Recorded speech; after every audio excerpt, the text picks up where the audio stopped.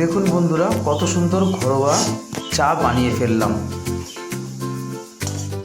প্রথমত রাম তুলসী পাতা আমাদেরকে তুলে নিতে হবে। তার জন্য কি কি দরকার? পাতা, আদা, গোলমরিচ ও তেজপাতা, এইগুলো থাকছে আমাদের এই চায়ের উপকরণ। আমরা যদি ঘরোয়া উপায় করতে পারি তাহলে আমাদের কাশি সংক্রান্ত সমস্ত সমস্যা দূর হয়ে যাবে বন্ধুরা।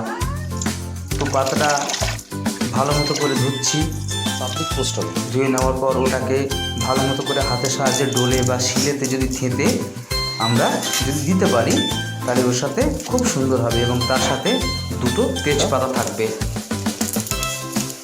জল ফুটছে অলরেডি, সেই সময় দেওয়াটা ভালো। তারপরে মিষ্টি হওয়ার জন্য কিছু বাতাসা অর্থাৎ আপনারা গুড় ব্যবহার করতে পারেন।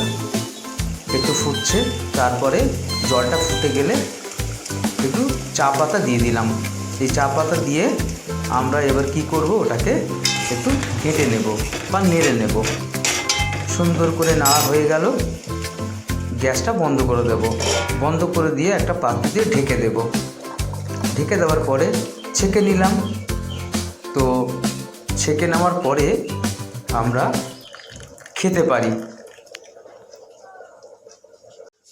এই বন্ধুরা, চা করে নিয়েছি, আমি এবার চা খাবো। প্রচণ্ড পরিমাণে কালকে থেকে এত কাশি হচ্ছে, তো এখন যেহেতু নতুন নতুন ঠান্ডা পড়ছে, তো এখন প্রচণ্ড পরিমাণে কাশি, বুকে কফ, তো সেই জন্য একটু চাটা খেয়ে নিই। ধন্যবাদ বন্ধুরা, ভিডিওটা কেমন লাগলো একটু জানাবেন।